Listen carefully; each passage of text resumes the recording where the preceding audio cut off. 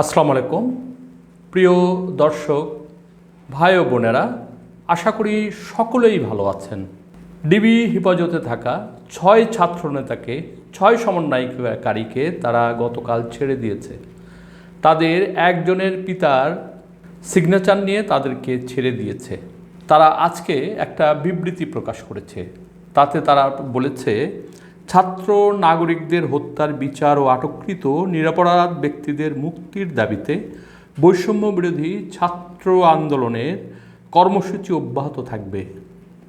সারা দেশে ছাত্র নাগরিকদের প্রতি আহ্বান থাকবে, সরকারের মিথ্যা প্রপাগান্ডা ও দমন পীড়নকে তোয়াক্কা না করে রাজপথে নেমে আসুন। শহীদদের রক্ত বৃথা যাবে না। তারা বিন্দুমাত্র ভয় পায়নি। তারা গত কয়দিন ডিবি হেফাজতে ছিল, সেখানে কেউ কারোর সাথে ছিল না, আলাদা আলাদা করে রাখা হয়েছিল। তাদেরকে ব্যক্তিগতভাবে প্রশ্ন করা হয়েছে, কে কিভাবে আন্দোলনে এসেছে, কিভাবে আন্দোলনে যুক্ত হয়েছে, কাদের কাদের সাথে তাদের সম্পর্ক আছে, এই সমস্ত বিষয় নিয়ে তাদের আলাদা আলাদা করে বক্তব্য নেওয়া হচ্ছে, ভয়ভীতি দেখানো হয়েছে, পিটানো হয়েছে। কিন্তু তারপরেও তারা ডিবি কার্যালয় থেকে বেরিয়ে এসেই কিন্তু তারা আবার এই বিবৃতির মাধ্যমে ছাত্র নেতৃত্বের সাথে আবার বা ছাত্র কর্মীদের সাথে আবার যুক্ত হয়েছেন। তারা মূলত যেটা চেয়েছিল সেটা হলো যে যারা ছাত্র আন্দোলন করছে, ছাত্র বিদ্রোহ করলো, এই আন্দোলনের সাথে যুক্ত ছিল, তাদেরকে যেন গুম, হত্যা, হয়রানি কোনো কিছু না করা হয়। সরকার সেটা বলেও ছিল, কিন্তু পরবর্তীতে দেখা গেল তারা যখন আন্দোলন বা আদালত থেকে তাদের 93% সাধারণ মেধার ভিত্তিতে তাদেরকে নেওয়া হবে, তারপর পরই তাদেরকে আবার তুলে নেওয়া হলো। এটা কেন? তারা বলেছে যে এটা ডিবি কার্যালয়ে রেখে তাদের নিরাপত্তার হেফাজত করছি আমরা। স্বরাষ্ট্র মন্ত্রণালয় এবং ডিবি প্রধানের বক্তব্য একই ছিল। আর যখন ছেড়ে দেওয়ার কথা উঠেছিল তখন তারা বলেছিল যে আদালতের রায় ছাড়া বা আদালতের পারমিশন ছাড়া তাদেরকে ছেড়ে দেওয়া হবে না।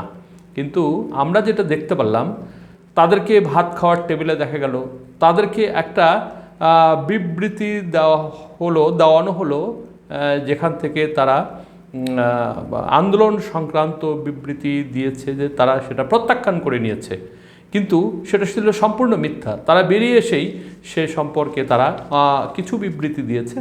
আমি সেটা আপনাদেরকে একটু শোনাচ্ছি। সেটা হচ্ছে, অন্যায়ভাবে আমাদের আটক সারা দেশে শিক্ষার্থীদের গ্রেপ্তার ও নির্যাতনের প্রতিবাদ।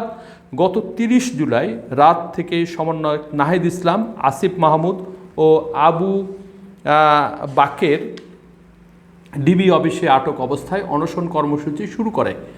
পরবর্তীতে সে খবর পাওয়া মাত্র সরাসরি আজিজ আলম, হাসান আবদুল্লাহ ও নুসরাত তাবাসসুম অনশন শুরু করে।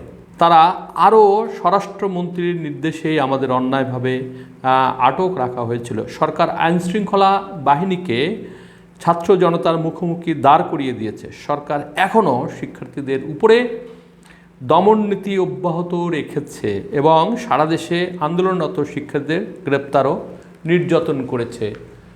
দর্শক বন্ধুরা, এই হলো অবস্থা। একটা সাধারণ গণতান্ত্রিক একটা রাষ্ট্রে যখন কোনো দাবি নিয়ে রাস্তায় আন্দোলন করা হয়, সেই দাবিকে দমন করার জন্য, পীড়ন করার জন্য